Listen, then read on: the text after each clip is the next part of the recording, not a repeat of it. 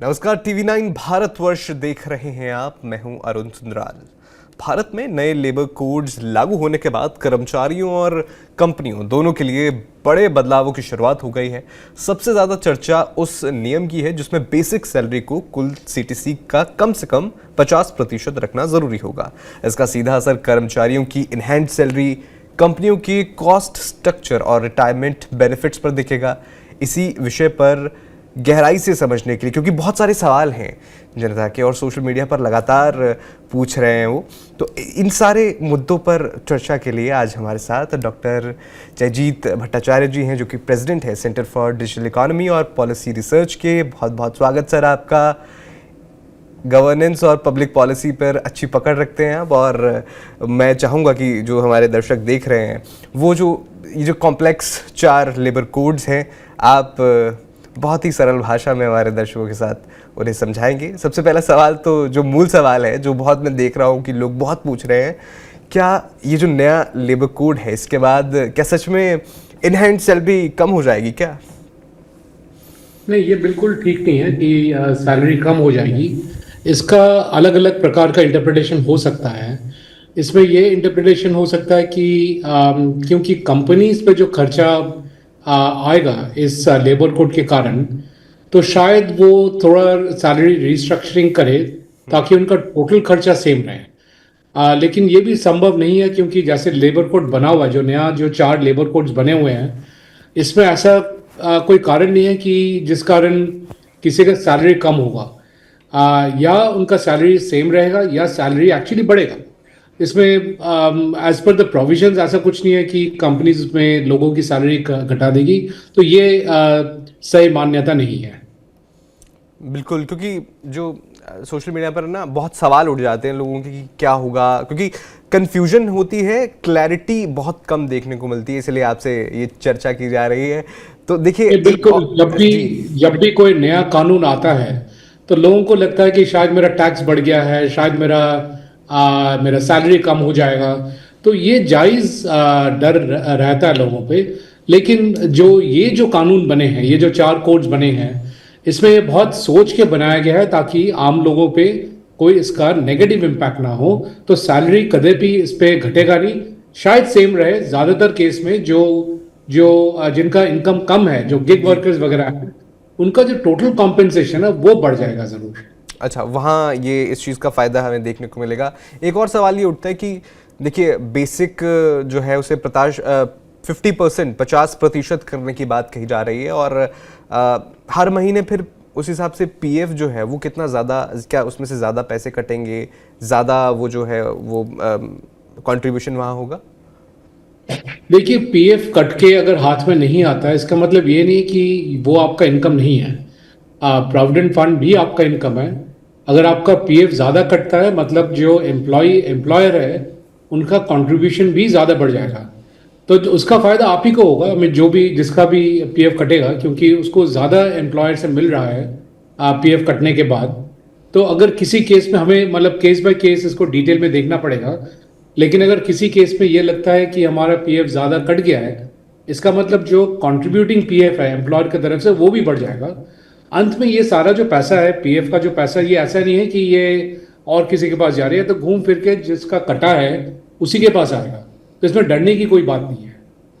बिल्कुल, क्योंकि देखिए, अभी जो फिलहाल जो सैलरी स्ट्रक्चर होता था, अमूमन अगर हम एक मामूली सी एग्जांपल ले लें, तो जो बेसिक सैलरी होती थी वो 30 से 35% के आसपास बहुत सारी कंपनियों में होती थी। तो अब क्या पॉसिबिलिटी लगती है कि कहाँ, देखिए बेसिक को तो आपको 50% करना है, ये तो नॉर्म है, और तो सीटीसी घटेगी, बढ़ेगी, क्या माजरा है यहाँ पे? जी, सीटीसी घटेगी नहीं, जैसे मैंने पहले भी बताया, सीटीसी नहीं घट सकती है। इसमें देखिए, सरकार ऐसा स्टेप क्यों लिया है? सरकार ने क्यों किया कि एटलीस्ट 50% जो टोटल कॉम्पेंसेशन है उसका आधा आपका बेसिक सैलरी होगा। इसलिए किया है क्योंकि लोगों के पास सेफ्टी नेट नहीं होते हैं। जब वो रिटायर करते हैं तो उनके जेब में उतना पैसा नहीं होता है जिनसे उनका गुजारा चले पोस्ट रिटायरमेंट। तो ये ताकि लोगों का फोर्स सेविंग हो और जो कंट्रीब्यूशन हो एम्प्लॉयर से वो भी बढ़ जाए, इसी कारणवश ये रूल को लाया गया है। इससे पहले क्या हो रहा था कि बाईपास हो रहे थे रूल्स, जी। कि जो गवर्नमेंट का इंटेंशन था कि जो बेसिक सैलरी हो 50% हो, लेकिन वो चीज़ लागू नहीं हो रहा था ऑन द ग्राउंड। तो अभी उसको बदल के ये बिल्कुल साफ कानून लाया गया ताकि 50% बेसिक सैलरी हो, और इस प्रकार से हमारा जो सेफ्टी नेट होगा जब हम रिटायर करेंगे या जो भी हमें पैसा चाहिए होगा, तो तब हमारे पास एक ज़्यादा पूंजी हो। तो इस कारणवश सरकार ने ये कानून लाया हुआ है। बिल्कुल। और देखिए, लेबर कोड्स तो लागू हो गए हैं, लेकिन सैलरी स्ट्रक्चर में एम्प्लॉयज़ जो है कब तक उम्मीद करें कि उनके सैलरी स्ट्रक्चर में बदलाव हो सकता है? सैलरी स्ट्रक्चर में ये जो बदलाव है कब दिखने शुरू हो जाएंगे, आपको क्या लगता है? ये पहले रेगुलेशंस नोटिफाई होंगे, उसके बाद जो कंपनीज के एचआर हैं उनको समझने में भी थोड़ा टाइम लगता है। ये कॉम्प्लेक्स चेंजेस हैं, और जो समझेंगे उसके बाद उनको सिस्टम्स में भी बदलना पड़ेगा, क्योंकि ज़्यादातर आप देखेंगे कंपनियां, छोटे मोटे कंपनी भी सिस्टम्स यूज़ करते हैं, किसी प्रकार का सैलरी सिस्टम, एचआर सिस्टम, ये सब इस्तेमाल करते हैं। तो उसमें भी बदलाव की ज़रूरत पड़ेगी। तो करीब 3 से 4 महीना लग जाएगा इस बदलाव को आने में। तो ये इमीडिएटली होगा नहीं, इसमें थोड़ा टाइम लगेगा, क्योंकि ये जो बदलाव है उसको लागू करने में कंपनीज के पास इमीडिएटली कैपेबिलिटी नहीं है। और जब मैं कंपनी बोलता हूँ, मैं छोटी कंपनीज की बात कर रहा हूँ। बड़ी कंपनियां ऑब्वियसली बहुत जल्दी इसको इम्प्लीमेंट कर सकते हैं, लेकिन ज़्यादातर लोग छोटे कंपनी में काम करते हैं, उनके लिए इम्प्लीमेंट करना ये थोड़ा मुश्किल की बात है। तो 3 से 4 महीना मिनिमम लग जाएगा। बिल्कुल, ये तो हो गई सैलरी और टेक होम, जो जितना भी हमारे पास पैसा मिलेगा कंपनी की ओर से। लेकिन अगर ग्रेच्युटी और पीएफ की बात करें तो एक शायद इसमें ये नियम भी है कि अब जो ग्रेच्युटी है वो 1 साल बाद भी मिलने लगेगी एम्प्लॉयज़ को। वो क्या नियम है और किन कंडीशंस में वो मिलेगी? पहले ये स्थिति था कि ग्रेच्युटी आपको 5 साल काम करने के बाद ही मिलेगा, इससे पहले नहीं मिलेगा। तो आपको ग्रेच्युटी के पैसे कटता रहता था, लेकिन आपको मिलता नहीं था। और आजकल जैसे लोग हैं, 2 साल 3 साल 1 साल बाद कंपनी बदलते हैं, तो जो पैसे उनके जेब में आना था वो आता नहीं है। अभी नए कानून में अंडर अंडर स्पेसिफिक कंडीशंस, आप अगर 1 साल में छोड़ते हैं और कंपनी बदलते हैं, तो तब भी आपको जो 1 साल का ग्रेच्युटी है वो आपको मिल जाएगा। ये चेंज लाया गया, ये प्रो वर्कर चेंज है, प्रो पीपल चेंज है। तो this is good for the workers. और पहले जो ग्रेच्युटी के नाम पे जो डिडक्शन होता था वो कंपनी के पास वापस चली आती थी। अब वो क्रिया अभी होगी नहीं, वो उसमें बदलाव आ जाएगी। वो पैसे किसी स्पेसिफिक कंडीशंस में वापस एम्प्लॉय के पास आ जाएगा। जी। इसमें वर्क कंडीशंस और जो ले ऑफ है उसको लेकर भी स्पेसिफिक चीज़ें बताई गई हैं, चाहे वो जो ले ऑफ अप्रूवल की संख्या है वो बढ़ाना हो, उसके बारे में ज़रा दर्शकों को बताइए। तो पहले ये था कि अगर आप लोगों को हायर करते हैं तो उसको फायर करना, उनको निकालना बहुत मुश्किल होता था। उसमें बहुत सारे लेबर कोड लॉज आ जाते थे।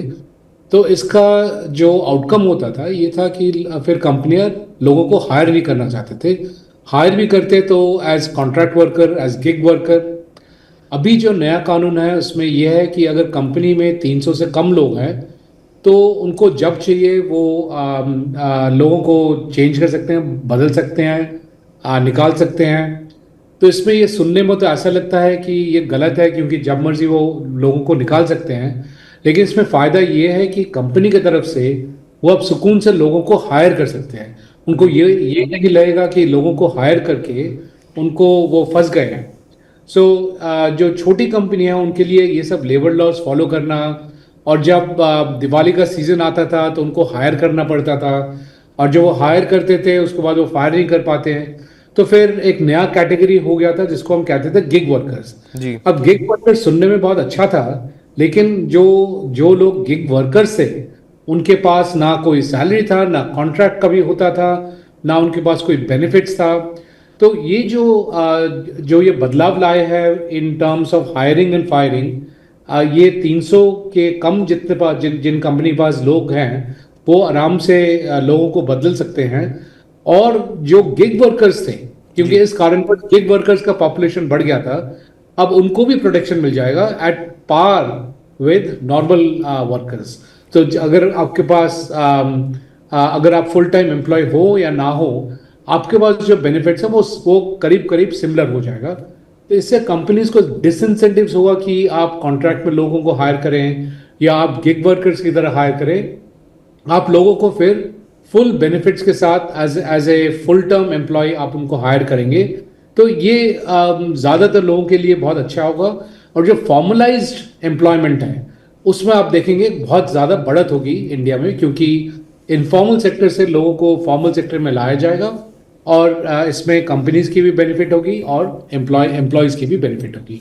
बिल्कुल, दर्शकों के लिए बता दूं, गिग वर्कर्स अगर हम एग्जांपल के तौर पर लेते हैं, जो स्विगी, जोमेटो, ओला, उबर, ये इन सब जो काम करते हैं, जो फिक्स्ड उनकी एम्प्लॉयमेंट नहीं होती, उनको इस कैटेगरी में रखा जाता है। लेकिन बिल्कुल सर, आपसे ये सवाल भी रहेगा, मैं चाहता हूँ कि देखिए, गिग वर्कर्स की जो सोशल सिक्योरिटी है उसके लिए ये जो लेबर कोड्स हैं बहुत अच्छा कदम बताए जा रहे हैं। मैं चाहता हूं कि दर्शकों को ये समझाया जाए कि क्यों उनके लिए ये बेहतर कंडीशंस जो है देने के लिए बड़ा कदम माने जा रहे हैं। मैं थोड़ा और इन डेप्थ में बताना चाहता हूँ कि गिग वर्कर्स क्या है। आप गिग वर्कर्स को सुबह हायर करते हैं कि आपके पास अगर स्कूटर है तो आप लेके आ जाइए और आप दिन भर ये डिलीवरी कीजिए, खाना डिलीवरी कीजिए, पैकेज डिलीवरी कीजिए। तो ये एक प्रकार का गिग वर्कर हो गया। आपके घर पे जो काम करने वाली आती है वो भी गिग वर्कर है। तो आप इन दोनों का आप केस देखिए, उनके पास ना सैटरडे है, ना संडे है, ना कोई हेल्थ बेनिफिट है, ना इंश्योरेंस है। अब सरकार की तरफ से इंश्योरेंस दिया गया है क्योंकि सबको कवरेज है हेल्थ इंश्योरेंस का, जो नया जो पॉलिसीज हैं। लेकिन जो एम्प्लॉयर है उनके तरफ से कुछ नहीं है। और ये जो मेडिकल इंश्योरेंस जो सरकार दे रही है वो कौन फंड करेगा? तो इसलिए सरकार ने ये जो नए कानून और नए कोड्स लाए हैं उसमें यह है कि आपका जो भी टर्नओवर होगा उसमें से 1 या 2% आप गिग वर्कर्स के फंड में आप कंट्रीब्यूट कीजिए। अब गिग वर्कर्स तो मैंने पहले ये बताया कि जो शाम को आते हैं, जो सुबह आते हैं, शाम को छोड़ के आते हैं, फिर हम किसके नाम पे वो पैसे दे रहे हैं?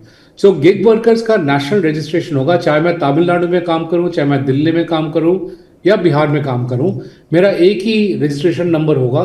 जहां पे भी मैं जाऊंगा मैं वो रजिस्ट्रेशन नंबर दूंगा और उसमें से जो भी बेनिफिट आएगा वो मेरे खाते में जाएगा, चाहे मैं कहीं कहीं पे भी काम करूं। इसमें वर्कर्स का तो बहुत फायदा है, लेकिन इसमें काफ़ी सारे क्लैरिफिकेशंस की ज़रूरत है।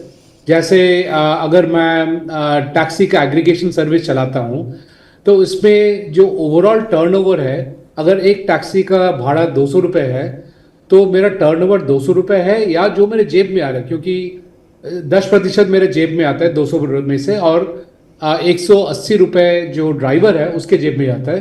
तो मेरे पास से 20 रुपये आता है as an aggregate, as an Uber या ओला। मैं 20 रुपये में से अगर मैं 1-2% मैं 200 रुपये में से दूं तो मेरा 2 रुपये जाएगा, जो मेरे आय से 10% है। तो ये जो कॉम्प्लिकेशंस है, मैं ज़्यादा इसमें इन डेप्थ जाना नहीं चाहता हूँ, लेकिन इसमें काफ़ी सारे क्लैरिफिकेशन की ज़रूरत है। अगर ये क्लैरिफिकेशंस नहीं आते हैं तो बहुत सारे कंपनीज बंद हो सकते हैं। तो ये वर्क इन प्रोग्रेस है, इसमें बदलाव आएगा, इसमें क्लैरिफिकेशंस आएंगे, उसकी ज़रूरत है। लेकिन ज़्यादातर ये जो 4 कोड्स हैं वो वर्कर की हित के लिए बनाया गया हुआ है। इसलिए इसमें जो कंपनीज का जो एंगल है वो थोड़ा क्लैरिफिकेशन चाहिए, नहीं तो ये कंपनीज के लिए थोड़ा दिक्कत का काम होगा। बिल्कुल। और एक और सवाल यहाँ पर बनता है कि महिलाओं के लिए इन 4 कोड्स में क्या है? नाइट शिफ्ट की बात है, और भी क्या क्या चीज़ें बदल जाएंगी महिला वर्कफोर्स के लिए? अब देखिए, जब इंडिया 3rd लार्जेस्ट इकोनॉमी बनने वाली है, इसमें हमारा करीब करीब आधा जो वर्कफोर्स है वो काम नहीं करती है। इसमें से जो काम नहीं करते उसमें ज़्यादातर महिलाएं हैं, और वो इसलिए नहीं काम कर पाती हैं क्योंकि बहुत सारे लेबर कोड्स हैं जो एंटी महिला थी, तो उनको बदलाया गया। जैसे अगर उनको शाम को कहीं रेस्टोरेंट में काम करना है या बार में काम करना है या कॉल सेंटर में काम करना है, तो उसमें इनके लिए, महिलाओं के लिए बहुत सारे रुकावटें थी। अभी वो सारे रुकावटें हटा दिया गया है। अगर महिला चाहती हैं कि वो रात को या शाम को काम करना चाहे कहीं पे भी, जैसे रेस्टोरेंट में या कॉल सेंटर में या किसी भी रिसर्च कंपनी में, क्योंकि कुछ कुछ रिसर्च कंपनियां रात को काम करती हैं क्योंकि उनका काउंटर पार्ट अमेरिका में होते हैं। तो ये सारे जो रुकावटें थी वो अभी निकाल दिया गया है। तो ये जी। महिलाओं के लिए बहुत ही एनकरेजिंग स्टेप है। और मुझे लगता है इससे जो वुमेन लेबर पार्टिसिपेशन रेट है कि कितनी महिला काम करती हैं वो अधिकतर बढ़ जाएगा। क्योंकि इससे ये भी फायदा है कि कुछ महिला चाहते हैं कि बच्चे सोने के बाद वो काम करें या रिमोटली काम करें, कि हमें ऑफिस नहीं जाना पड़ेगा, कर्मस्थल में नहीं जाना पड़ेगा, हम घर पे बैठ के काम कर सकते हैं। तो ये सारे जो फ्लेक्सिबिलिटीज है, प्रोविजंस है, ये अभी एनकोड किया गया है। तो महिलाओं के लिए बहुत ही बेहतर चेंज हुआ है ये। जी, लेकिन यहाँ पर देखिए पॉलिसी बनाना और उसकी इम्प्लीमेंटेशन दोनों अलग चीज़ हो जाती हैं। तो क्या जो छोटे और मध्यम व्यवसाय हैं, क्या वो कंप्लायंस झेल पाएंगे? क्या वो रेडी हैं इस चीज़ के लिए?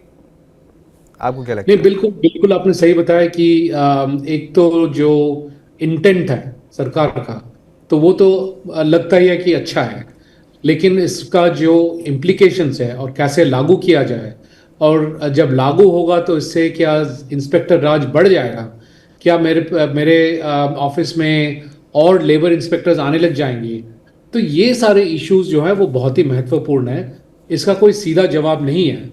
लेकिन अगर इस कारणवश लेबर जो इंस्पेक्टर राज है वो बढ़ जाता है, तो वो दिक्कत वाली बात है। जैसे आपने महिलाओं का जो लेबर कोड आपने बताया, ये तो अच्छी बात है कि महिला जब चाहे काम कर सकते हैं। लेकिन उसके साथ जो कंपनीज को भी इंश्योर करना पड़ेगा कि महिलाओं के लिए सेफ्टी है, उनके लिए सपोर्टिंग इंफ्रास्ट्रक्चर है, अगर महिलाओं के बच्चे उनके साथ आते हैं तो उनके लिए क्रैश है, वगैरह वगैरह। तो ये बहुत सारी चीज़ें हैं जो इम्प्लीमेंट करना पड़ेगा। और जब वो इम्प्लीमेंट होंगे तो हमें ध्यान रखना चाहिए कि इससे जो इंस्पेक्टर राज है वो ना बढ़े, फिर से कानून में कंपनीज और जो वर्कर्स हैं उनको ना उलझाया जाए, कि जित जो इंटेंट है कि सब कुछ सिंपल रहेगा वैसा ही चलता रहे। तो बहुत ही अच्छी बात है। लेकिन हमें फिर देखना पड़ेगा कि कैसे ये जो कानून है उनको इम्प्लीमेंट किया जाता है। जैसे मैं आपको समझा रहा था कि जो एग्रीगेटर बिजनेस है, कि जी। हमने ट्रक्स एग्रीगेट किए, स्कूटर्स एग्रीगेट किए।